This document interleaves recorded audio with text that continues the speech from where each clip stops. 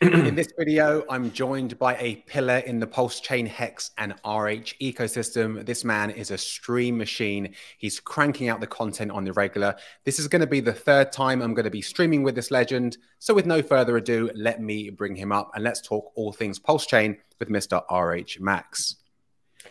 What's happening, man? Good to see you. Good to see you, man. The third time we've been on stream. How's things your end?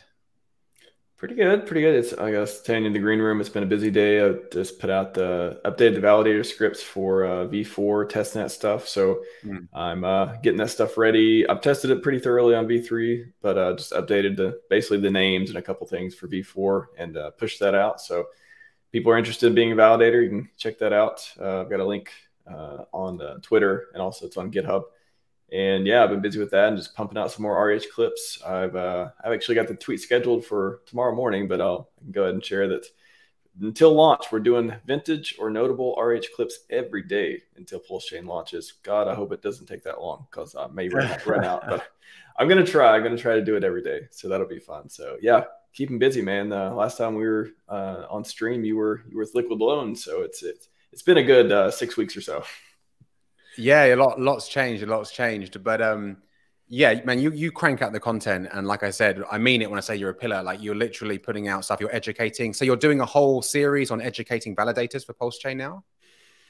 Oh, so not a series on the validators, but I mean, I do have a few videos on doing validator stuff, and I went through the code of the script on how to like set it up when you have a server. But for the stuff I'm putting out every day until launch, it's just vintage Richard Hart clips. I've clipped, God, probably 50, I would say at least 50 different streams of like different stuff, everything from SciVive to what he thinks about PRC20s to him explaining PulseX to just everything in between, everything that I could come across. Timestamps with a lot of videos helped me put that together, and just clipping, thumbnails, and then scheduling out until 2025. I have so originally the idea was every Thursday for the next 2 years.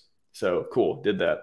And then I was like, oh, I have a bunch of extra clips. Oh, I can't stop clipping. Oh, here's another interesting interview. Let me go take a look at that one. So then I started doing, okay, I'll just put some extra ones here and there. Maybe we'll do a bunch of Sundays for the next 6 months or something. And then I came across it. Can't stop clipping. All right. And now I have a bunch more videos. Now I have like 230 clips of RH talking about all kinds of different stuff. And then I was like, all right, what am I going to do with extra clips instead of spreading them out and just like going through schedule hell for looking at my YouTube calendar for the next 2 years when I've already got them scheduled out for until April 2025? Why not just, put another 30 clips or so in there to at least commemorate people get to see RH talk about stuff for the last few years until PulseChain launch. So you can tell that I'm expecting it not to be next year, but I'm sure we'll get more into that too. Fingers crossed, fingers crossed. Man, that's crazy. Like 2025 of clips, and that's just on YouTube, right? Are you repurposing it for Twitter, for TikTok, anything like that? I've got another project I did, which was to put together, I had some help doing it. I outsourced and got a lot of clips, a lot of shorts done. Got about 110 or so shorts that I've been posting on TikTok, and I've got those scheduled out on YouTube as well. A whole bunch of different ones from that, which I've shared with the Telegram. There's like a YouTube, TikTok, Telegram Shorts channel, like 300 some people in there. Got Furu Finance to share that out with people, and I saw that people have been posting those and repurposing those as well. So there's a Shorts project, which was totally different, but kind of related. And then there's the Vintage RH Notable Clips project going out every Throwback Thursday for the next 2 years. Plus, now we're doing that until PulseChain launch. So there's a few different projects going on the last couple months that I'm like, how can we get this thing viral? Let's get people to know about it. Let's give people the nostalgia boost that they like to see from Richard from 6 years ago in the dark 8-hour live stream. So thought I could help in that regard. Dude, you are like a Richard Hart media company, just pumping out the content. And the good thing is, obviously, people like me and you who are seriously invested and have been around for a few years, we don't mind going back or watching 2-hour live streams, but we know most people have that short attention span, and they're not going to go through a 4, 3, or 2-hour stream to get a few golden nuggets. Where the fact that you're doing that is super valuable. So hats off to you, man. Yo, Max, can you hear me? Yeah. Yes. Oh, sorry. Something dropped for a second. No worries, no worries. So anyway, let's move on. Anyway, amazing that you're doing all those clips. You're going to be educating people on past content. V4 is fresh. What's your take on it so far? Yeah, it's so fresh that I think we still only got the validator count shows like 4,000 and some, but I believe that's a lot of the dev stuff that's still going on because it takes some time. If you're gonna sync to be a validator, it takes it can take 1, 2, 3, 4 days to do it and make your deposit and get all the blockchain synced and stuff. So yeah, everything looks pretty good so far. Like I said, I updated the script to get it running and. So that's out for people who want to use it. Only thing I noticed, I don't think they updated the staking deposit client, and it still says PulseChain V3, which doesn't really matter. It should work the same. It's just kind of, I mean, I hope it works the same. I guess we'll find out. But when I go to make the deposit after the thing syncs, but yeah, it should be fine. So that, yeah, it was pretty interesting surprise. It just, RH, that's the one thing he didn't announce this time. It was a stealth V4 launch, which was pretty interesting. So. From what I've seen so far, it looks like it's running, and I haven't seen any big bugs or anything come by. I've only heard some of the devs and stuff, particularly Brep, BREPT or something like that on Twitter. The one PulseChain dev who's very active on Twitter talk about like, from all I've gathered from him, I don't know if he's directly said it, but it doesn't seem like there's going to be a V5. It seems like, hey, we did V4 literally because we needed to go back to the Genesis and do the APY parameter stuff. Other than that, I think we'd still be on V3 testing it out. Exciting, exciting. Do you know any more about the APY for the validators? Because I saw a few figures be thrown around YouTube like crazy, like 35% or something like that. I think that is from the portal page. It did say 30, was it like, yeah, around 35%. So it's kind of hard to get APY when it hasn't been running for that long. So I'm not sure. I know they definitely, whatever, 1000x or something, the rewards, but I don't know. Are we going to get 30% APY? I'm not expecting. I'm not running a validator to really make a lot of pulse anyways. I just do it because, I mean, seems like something you should do if you're active in the community and you have the technical know-how and stuff. However, that would be pretty insane. I would like to have that kind of APY.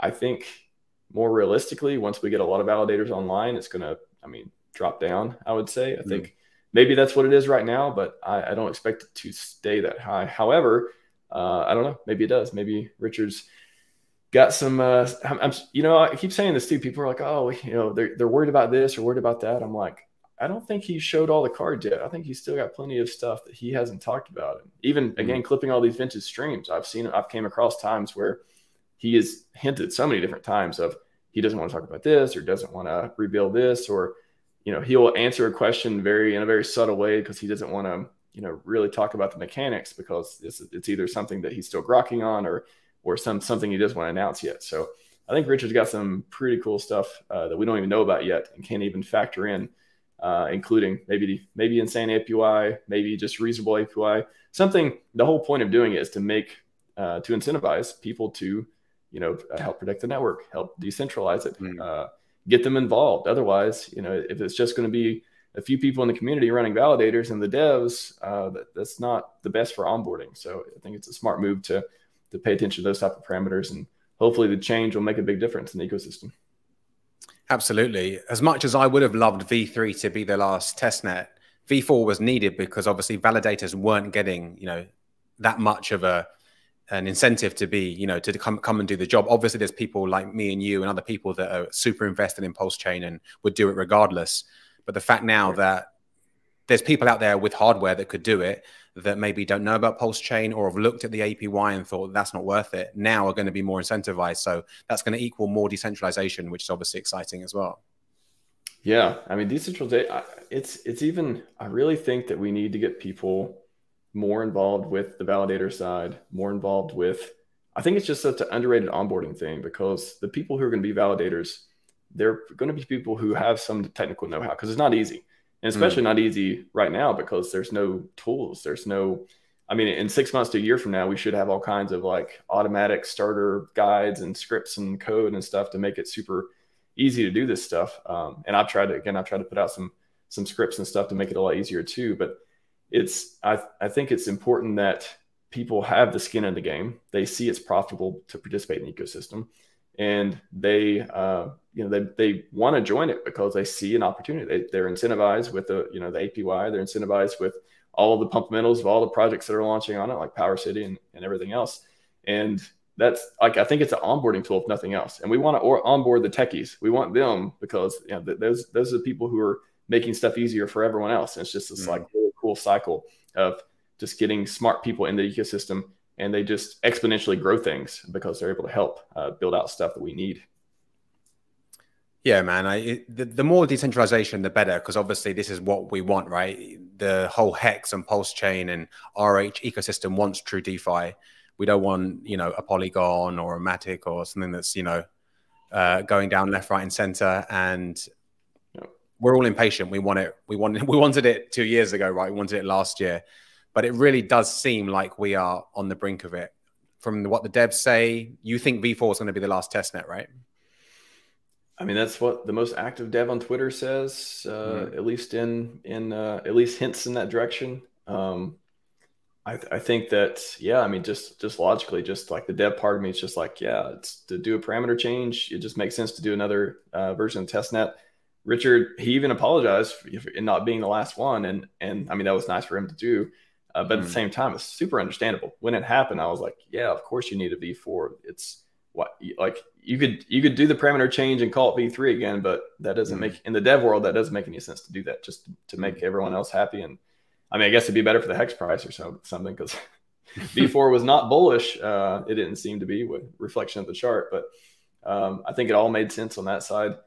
And yeah, I mean, man, that guy's been the Brett, I don't know how to say his name, Brett Tep or something like that. He's been saying some very interesting tweets lately, so I've been following him even more closely. He retweeted my validator script. That was pretty cool. I got a nod from him. Always nice to have that. And yeah, he's certainly hinting that way. I don't know why we would need, unless there's some other big parameter change or there's just some critical issue or bug. I mean, I don't think we need another test net again, unless something unexpected happens. I know we've been waiting 2 years. Lots of unexpected things happened already. Maybe we got them all out of the way. Maybe that was the part of the Bear deal. So we can only go up from now. We can only hope. But yeah, it's mainnet, man. It's I think Richard is in a launch mode. I really think he is. I think he's I don't know what kind of timing he's doing, or if he's doing any at all, but he seems to want to get this thing out the door, and without any major issues coming up. I mean, hopefully mid-May will come true. It just, we were thinking it was 1 year ago, but maybe it's 2023. Maybe it's mid-May 2023. Also, going back to Richard and his apology, he's definitely changed direction a bit with his character and his attitude. And, again, this is just subjective. I like it more. I like it more than the flexing. What do you feel about it? Yeah, it's hard to, so we've only seen him tweet. So we haven't seen him live stream. That's the thing. Like, I need to see him on video. I need to see the way he talks, like the way he acts, the way he talks to other people if he streams to somebody else.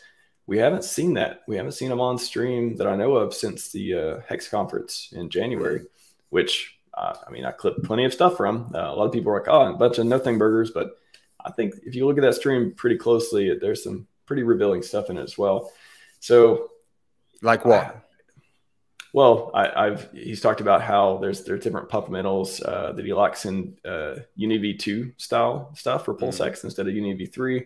He hasn't really elaborated much on it, but he's basically like, if you like both the coins, then that could be good for the price. I actually want to talk to K4K at some point on some more of his thoughts on why V2 is better than V3, or what Richard's aiming for. And again, on the V3 part, everyone's like, oh, why not? And I'm like, wouldn't that be the most perfect upgrade later on? Like, if he decided, hey, actually, we're going to do V3, can you just see the marketing spin of, oh, PulseX upgrade, and then get everyone excited again, like maybe 6 months, a year from now? You could totally see that. But I think it's more complicated. Everyone's like, oh, just use V3. Well, PulseX is a fork of Pancake Swap, not really Uniswap V2. Pancake Swap is a fork of UniV2. So maybe there's a Pancake Swap that's on V3, but again, that's kind of a whole different deal. It's a lot more work. It's not just as simple as waiting till the license is up, which happens in May, I guess, or maybe it's already up, but it's pretty soon. It's up. It's already up, actually. Okay, yeah, there you go. So it wouldn't be as simple as now we can use it. It is like a total huge change, which again could be sold as a huge upgrade later on and pump our bags even further. So little things like that. I got some clips coming out of other stuff he's talked about that was like little gems, but that was a big thing. And yeah, I forgot what the original question was. What were we talking about? No, we were just talking about, I mean, PulseX, and I don't know how we went down that rabbit hole, but carrying on with PulseX, commerce, dude, like it's so simple, but it looks so nice. Have you played around with that? Yeah, definitely. I mean, that's something that I've been kind of preparing for launch with playing around with the LP, the incentive token stuff. How you can earn fees by providing LP and then join the farms and then earn incentive token. So that's what I was kind of working on today, some of the game plan and some of the things, I guess everyone has an amount that they sacked and everyone knows which one they sacked for or both. A lot of people only got into PulseX. So maybe their plan is to ratio trade and Godspeed on that one and try to get a good deal and try to get some PulseChain or trade in some P Hex for it or otherwise. But I think that's something that I think everyone definitely needs to be focused on is, hey, I know it's the meme so close. I know it's the meme 2 more weeks and all this stuff, but I've never felt it's like this close. I've literally been pushing it, out of sight, out of mind, keep pushing out and out. And this is the first time I think I stopped pushing out probably for the first time in a year. I've stopped pushing the date out. I'm like, no, I think it's going to be in a few weeks. I think mid-May-ish, plus or minus a couple weeks.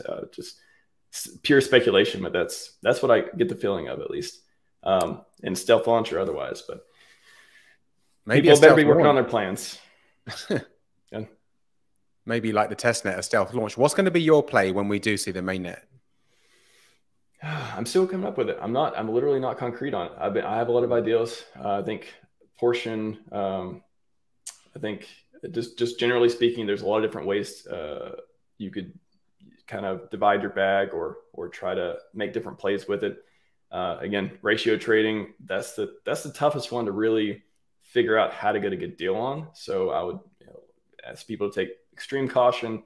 Know what you're doing before you start doing that, because it is possible to get a bad deal. It's depending on your time horizon, short term, long term, it is possible to get a bad deal for what you're going for. So, and then there's the LP part, there's being a validator part, there's the farming part, there's the participating pools to earn the third-party token part. There is, using the loan protocols, liquid loans or POWERCITY, whenever they launch. Maybe that'll be, I guess we suspect it'll be a few weeks, 2 weeks, 4 weeks, 6 weeks or something afterwards. Hopefully they'll be ready to take some orders. Maybe you can tell us more about that too. But yeah, there's a bunch of different plays, and you really, again, I think just write it down, use an Excel spreadsheet, use Google Doc, whatever, or maybe not Google Doc, maybe try to keep it offline or out of the cloud. I guess that would be the one thing I try to do too. Because I don't know if I want Google reading my plans and stuff like that. Yeah. But I think there's so many different plays. Write down how much, whatever you have, however you want to divide your bag, what kind of time horizon you have, and what kind of different plays you want to participate in. Some of them, we don't know exactly how much they're like going to be beneficial. That's something I want to try out, is maybe put a little bit in each play, like do LP, be a validator, do the pools, do the farming, different plays like that. Do maybe, use the different products available on there too, just to see which one, is staking earn token or staking loan token. How much APY does that compare to being a validator or doing LP or earning incentive token? So there's a lot of unknowns, but a lot of different plays. So it's a good problem to have. And I think it's going to take a while. It'll probably take a few months for everyone to figure out, okay, here's the best plays depending on the type of bag I have and what I want to keep in the system, what I want to take profit on, all that stuff. So this is the time to start thinking, because when it happens, you don't want to be like, what do I do? Oh, I got to do something. Let me go trade all my stuff. No. You want to be like, here's my plan. I can go with the plan. And that's how you keep yourself accountable and keep yourself out of trouble.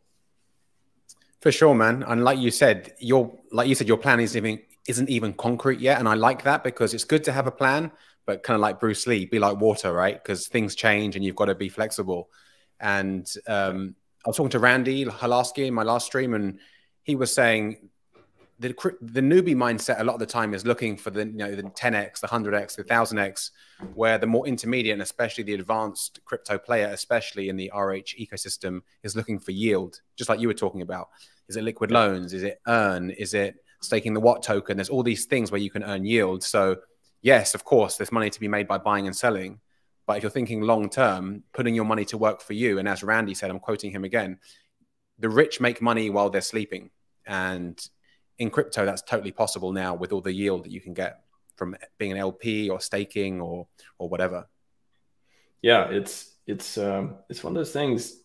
I think it's kind of, it's always a topic I like to get into, and I try to cover it when we do like wealth mindset stuff with Jake and Maxim, which is coming up on May 1st, by the way, if anyone's interested. In pretty wildly successful shows. I didn't expect that many people to be interested, but they like to hear the opinion of people on how to try to make money in crypto and how to like keep it, and all this, wealth and wisdom that I think all three of us, me, Maxim, and Jake, have kind of been synthesizing over the last few years. So really happy with we're able to do that show, and people are tuned in. But that's something I like to cover on there too, is just there's so many people who they're not going to get rich with crypto. They're not going to get rich in this ecosystem. And it's be your own bank, accountability. It goes both ways. You can maximize your returns and opportunities, and you can mess it all up too. So that's something, again, having a plan, keeping yourself accountable, and not just, so many people, they love the airdrops. I don't know. I'm just one of the airdrops, to me, they're a carrot, and that carrot could lead you to a great product, or it could just steal your consciousness. So you have to be very careful with what airdrops you pay attention to, because that they're distributing stuff for a reason, right? It's a great marketing. If it's just another distribution method for supply, just like with the earning the third party tokens. That's another distribution method of like getting you in their ecosystem, trying to get you interested, trying to get you trading. And you don't want to be the extra liquidity for all the people who have made all the mad gains, and you're just climbing the top once you see green candles. So it's the sad fact, but most people, I believe there'll still be a 99 to 1% ratio on people, even in this ecosystem, who will, have to sit it out for another season. They won't make it this season either, because they don't stick to their plan, or their plan doesn't involve things that let them not sell their money printers. So we're getting close, people. You got to get it right. Get your mind right before we get into the big stuff such as launch.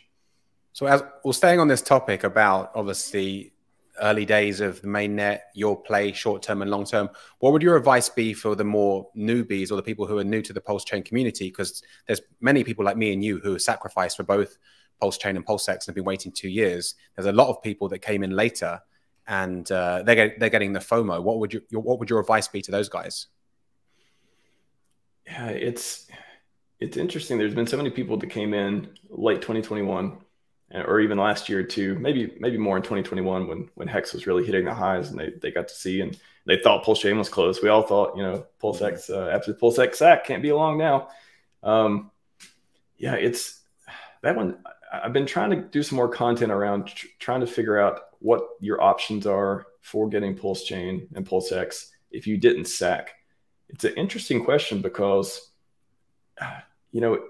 as you mentioned, there's a lot of people waiting on the airdrop. They're waiting, and they know their sack points. They already got into sacrifice. They're kind of just waiting, and then they have something to go do something with, whether it's send it to a cold wall and don't touch it, or ratio trade, or whatever it is when the network launches and before we have a bridge. So the interesting question is for people who want PulseChain, or they want PulseX, they want to get an ecosystem.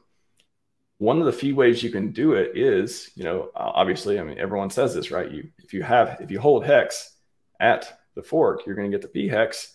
And then if you are able to, if you want to participate in ratio trading, you can pick it up from there. But it's kind of like, I don't think that advice is complete though. And that's where I really struggle with how to kind of like educate people on which direction to go, because again, I never give financial advice in any way. We're talking about like theoretical, like ways to get PulseChain and PulseX when it launches. But it's just so hard to give to talk about it, because if you don't already have it, you need to get it somehow. And if you need to get it somehow, there's probably a lot of other people who need to get it somehow too. So if you're all going to trade P Hex for PulseChain or PulseX, what kind of ratio is that going to be at? Because, you know, if there's so much demand for them, especially on that pair, it's not looking good for your good deal. So that's when you need to have like, okay, what is a good deal look like? And K4K has talked about this a little bit recently too. I think he had a tweet on it. They were talking about in the Telegram chat too, of if you sacked, you can figure out what your average price was. So when you go to trade, you can see, okay, is this a good deal based on what I've already paid for it? Is it below or above it? However, if you don't already have that data, what do you go by? Do you go by the 001? Do you go by some other measurement of what you think it'll be? It's kind of hard to say. So I guess the two ways to do it that I can think of is trade the P Hex for PulseChain or PulseX and make sure you get a good deal, for example, or just after launch, historically there's been a product launches. It may stabilize, it may go up or down, and then there's usually some sort of dump afterwards. So if you've got dry powder and you don't feel like you're going to do well at ratio trading, another option is wait for the PulseChain dump, wait for the PulseX dump. Now, is this time different? Conventional wisdom says no. There's always a dump after the launch at some point, especially in these kind of market of where I don't think anyone thinks we're in a bull market right now. We may not be in a bear, but I don't think anyone thinks we're in a bull market. So the chances of it dumping in a bull market may be less, but we're in this interesting macro situation as well. So those are the two ways I can think of: PX at the fork and ratio trade, or wait till the dump for PulseChain and PulseX. Just don't sacrifice anymore. I would. You're not going to get a good deal. If you're looking for a good deal, it's not by sending money to that address anymore. So that's the one I would count out. Yeah, it's crazy. Some people are still sacking, but I think in regards to the P Hex option to try and get some PulseX or some Pulse, it depends on your time frame, right? I mean, you could, at the time of trading some P Hex for, let's say, PLS, you might lose at the beginning. You might have lost money, but if you're willing to hold 6, 12, 24 months, that could be a really good play. If you're trying to be clever and get cute and try and day trade, probably not, but you're playing Russian roulette. So it really does depend. And we'll see. We'll see the ratio trading is really dodgy. I was speaking to Randy again about this last week. He's more of a vet and he knows the ratios he wants. But for most people, they just want to do something at launch on the mainnet, and they're going to press buy and sell a lot and probably come out worse for wear. So it is risky for a lot of people. Will be just sitting tight. I think that the people who just want to do something are the ones who probably aren't going to try their best to get a good ratio. They're just want to, I got PulseChain now. Oh my gosh, it's been, I've been waiting on this for 6 months or a year or whatever, when they found the ecosystem. I got it now. Now I'm in the club. Now I can talk to people. They want that social validation, that kind of status of like, oh, I have some now. Oh, what am I going to do with it now? Now their world has opened up opportunities, and that's valid. That's not a bad thing, but it is based on your time horizon too. Like, are you willing? Now, if you got it, you're in the club, you're going to wait 2 years, or you're going to, go see what trading you can do with it. You're going to be a trader now. So that part, but I'd also say that another thing would be to, once you get in the ecosystem and you see the other products and you see that the growth and maybe the macro turns, I mean, maybe 2024 is the year that we finally get some glory as far as the markets and stuff go. I just feel like most people aren't going to do that. They're going to make a lot of the same mistakes that everyone makes in every time. And that, I mean, I think it's why it's important for us to have these conversations and kind of give people a view of their options and like kind of help them face reality with, most people don't get this correct. And it's kind of like at the poker table, if you don't know who the mark is, like you're that person. If you don't know who the fool is, you're that person. If you don't think you're the one, if somebody says to you, hey, most people don't get rich in crypto, but you say, oh, but I'll be the one, have something to back that up with. Have some sort of plan. Have something like, how many hours of content have you watched?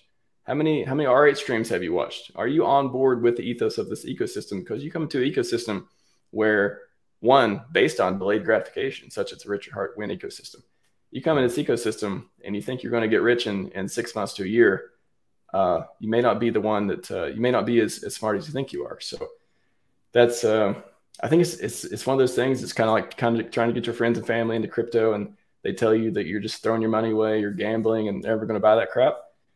It's like this tragedy of like, they'll still be that 99%, but I mean, that's the way the world works. That gives a chance to the people to be in the 1% who do understand the stuff, who put in the work and effort, and are able to get over that threshold and get over that hill to make it. So I'm okay with it. It's just, yeah, it's going to be interesting next couple of years for people to see which ones, have skin in the game, which ones do what they say they're going to do as far as hex staking go.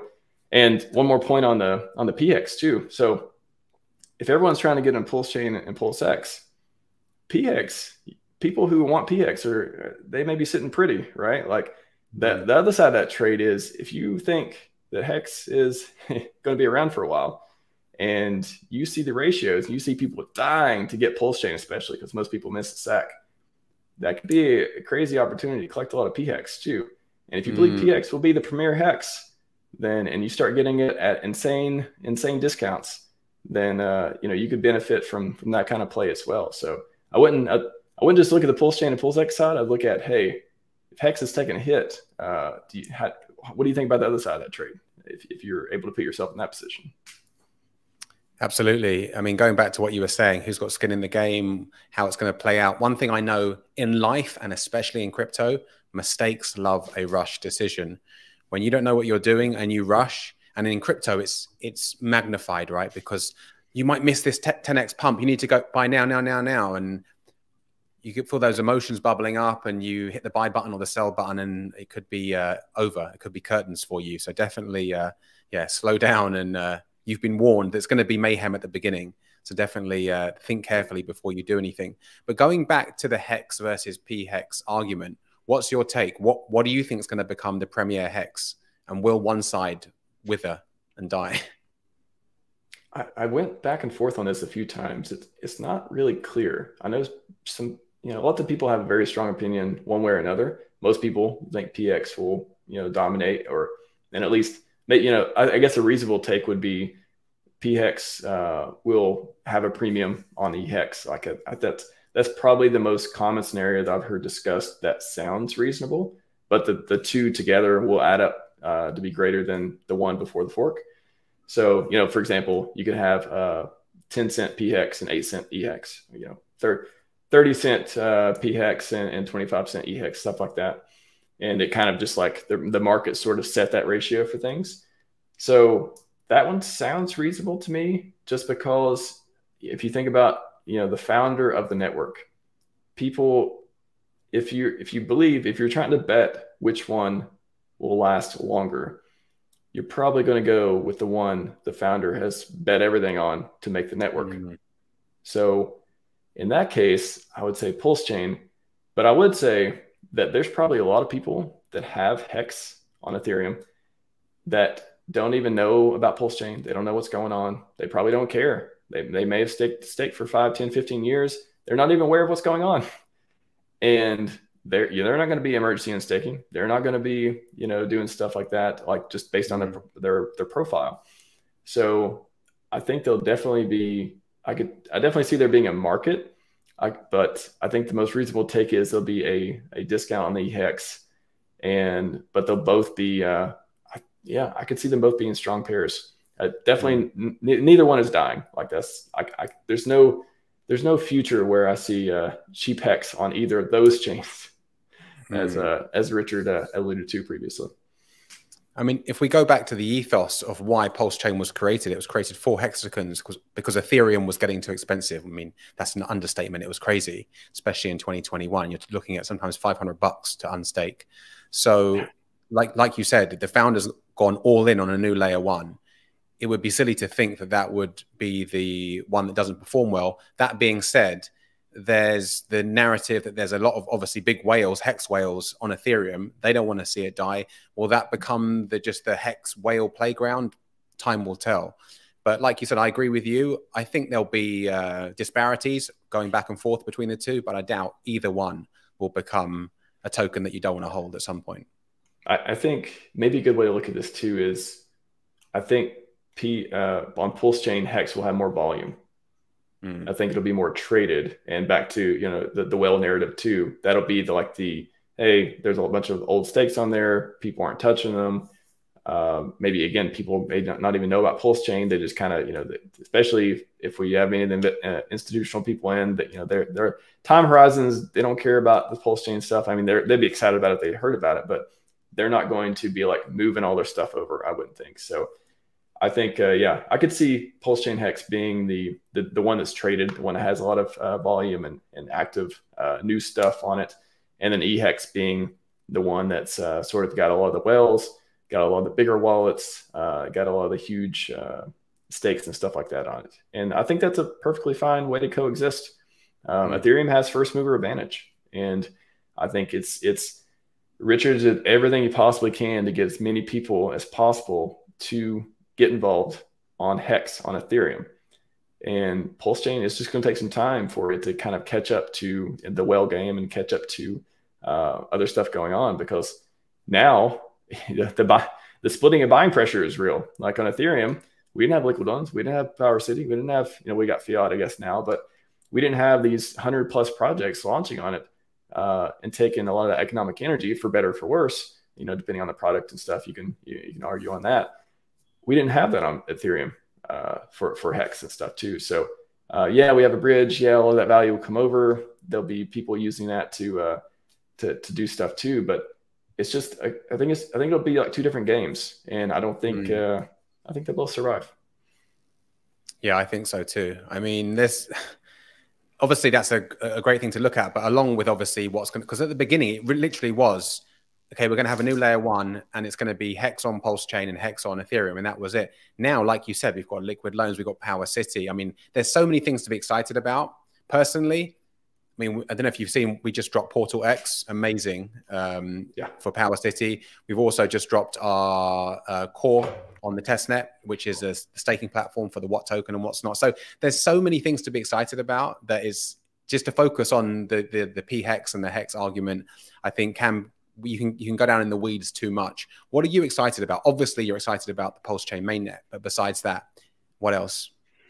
Man, just getting to use some of the products. I feel like, especially if you sat for liquid loans, I feel like it's been 2 years. Just a lot of the different products that are launching on it. I'm curious to see how the meme coins do.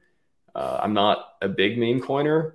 I kind of, you know, on my tiers of things, I always say like 1, 2, 3 of my category stuff I pay attention to mostly. 1 is positive feedback loops for the blue chips, which would be like Maximus and Hedron and that ecosystem.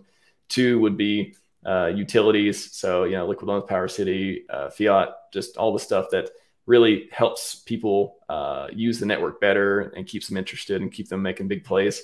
And then number 3 is like everything else. The unknowns, you know, like weight token, you know, stuff like that, the fiat on-ramp that looks to be coming, but we haven't quite seen it yet. Some of the unknowns, and then the meme coins of, you know, Pulse Doge and friends, like they were made for PulseChain. Like, how are they going to perform in that whole ecosystem? So I'm curious about those. See what else am I excited about?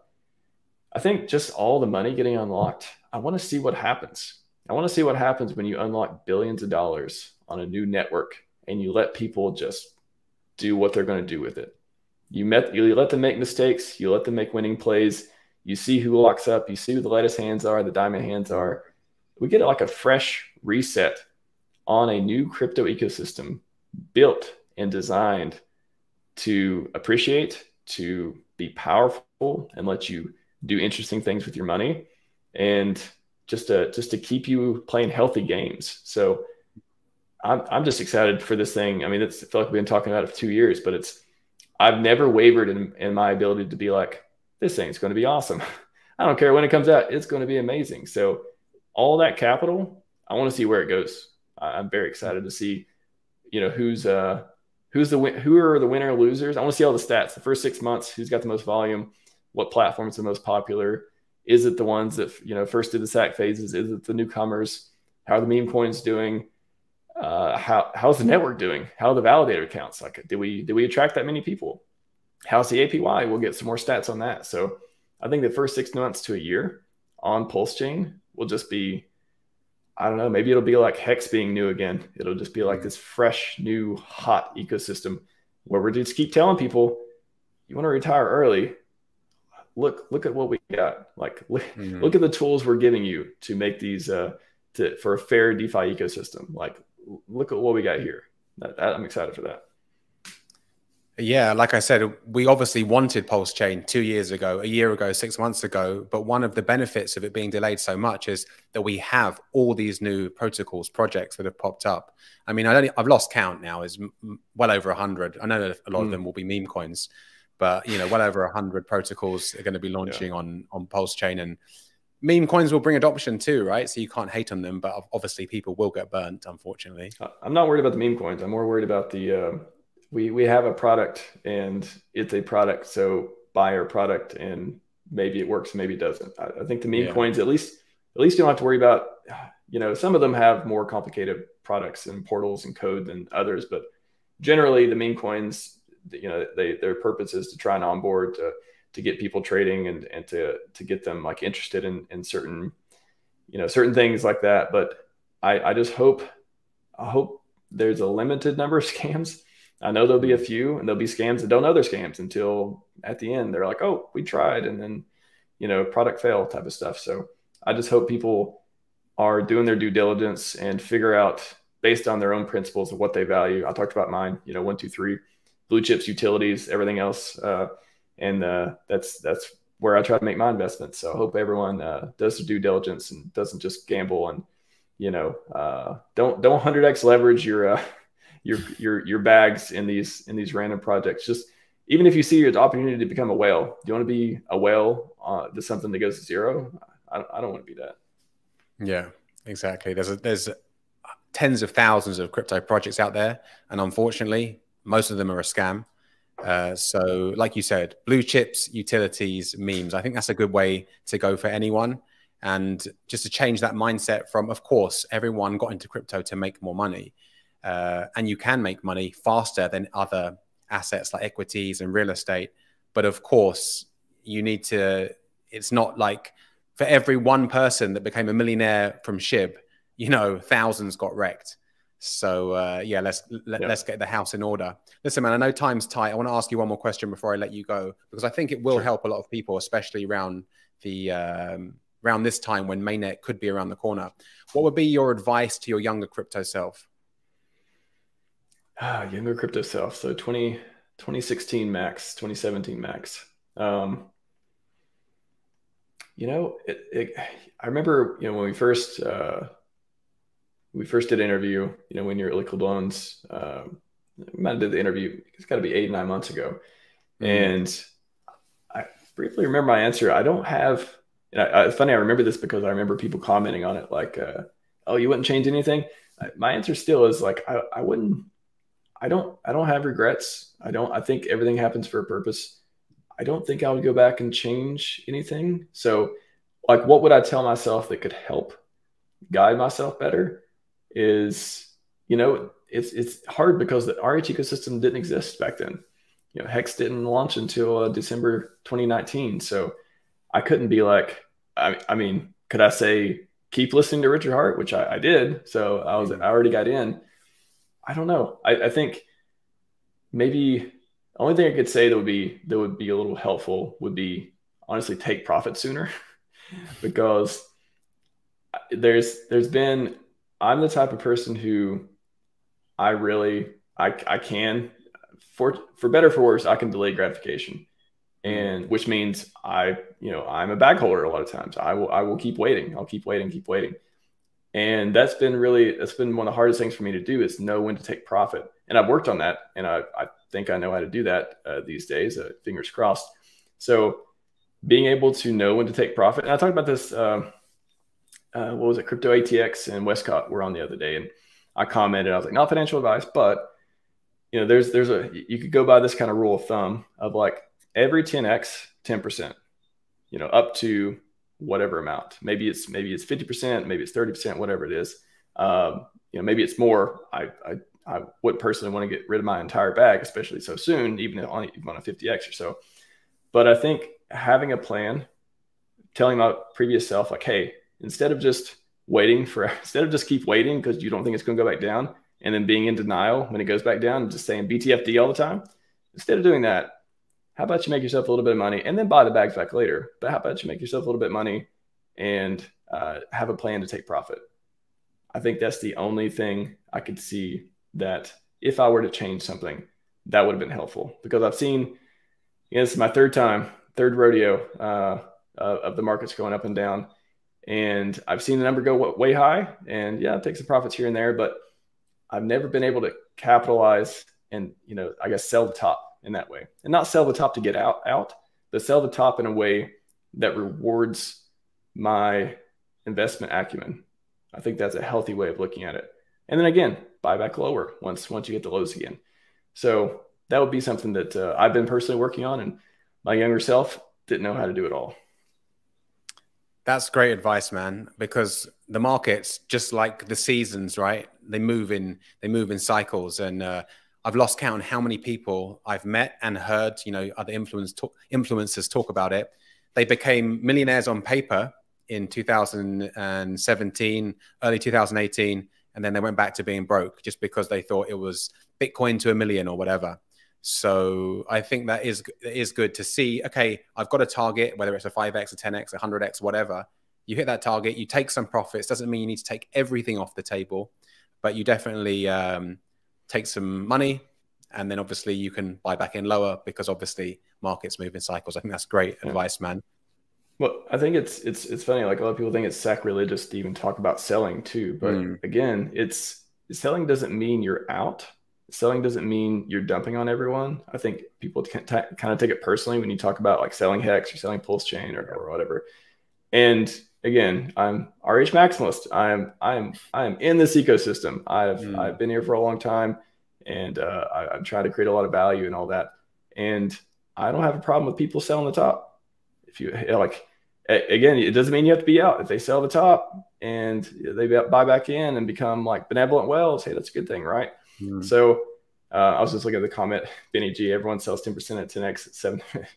I mean, again, what we talked about earlier, like, is everyone going to do the plan that benefits them the most? Everyone's going to have a specific plan to their whole thing. And if anything, I would say a lot of people are going to sell a lot more than 10% at a lot less than a 10x. So do you want to maximally capitalize, or do you want to like just roll the dice? So I don't think that selling is a bad thing. If you think selling is a bad thing, then you must be Godwell, because he's the only guy who never sells. Yeah. So, and it's funny how people, hats off to that guy. I mean, but why is he the Godwell? Because he did 6 or 7 moves in 7 years or whatever. And most people can't do less than 6 or 7 moves in 10 minutes a lot of the time. That's why they can't be the Godwell. It's patience, and it's looking long term. So yeah, I think everyone should do what they want to do. And if they want to sell after a 1.5x, good for you, right? Everyone's life, they should make their own decisions. Listen, man, this has been fun and insightful as always. Good to have you on the PowerCity stream as one of my first guests. And yeah, let's do this again soon, dude. I really appreciate your time. Absolutely, man. Yeah. And everyone, PortalX, if you haven't tried it yet, PortalX, swap.io. I had Jesse on the other day, and we did a quick demo too. And I was amazed at the bridging and the aggregation stuff. So I think that'll be a really cool product as well. And I'm sure Matt will be creating some more content around that too. But it's live. They shipped it. So that's they get huge points for that one so far. Oh, it's live, man. You can swap between over 40 blockchains. You can even go from non-EVM chains like Bitcoin to Ethereum, and it's crazy. Go and try it out, because at the moment there's no protocol fee. So everyone go and try that out. I watched the stream with you and Jesse. Great stream. Jesse's a legend, and it was great to hear you guys talk about the whole ecosystem. But yeah, man, this has been great, and I want to have you back on at some point, because obviously we can see with the comments and the likes and the views that it's always a fan favorite. So yeah, appreciate your time, Max, and let's definitely talk again soon. Sounds good. Appreciate it, Matt. Thanks, everyone. Oh, sorry. Actually, before I go, where can everyone find you on social media? At RHMaximus, just the way it sounds, and then RHMax on YouTube. And yeah, RHMaximus on every platform except YouTube, RHMax. And yeah, got a lot of cool content coming up, a lot of stuff. Again, RH videos until 2025, and a video I'm going to try, unless I run out of content. So PulseChain launch faster, right? Try every day until PulseChain launch to have a vintage video for everyone to see what Richard's been talking about for the last 6 or 7 years, because a lot of cool stuff, So yeah, come join the channel and you know, smash all the buttons if you want. Awesome, man. Awesome. Stay in touch, bro. Speak soon. Yep. RHMax, the man, the myth, the legend. Definitely head over to his YouTube channel. Follow him. He's got Richard Hart clips going out to 2025. That's crazy. And if you like content like this, guys, do hit that subscribe button and that bell button so you're notified every time we drop new videos.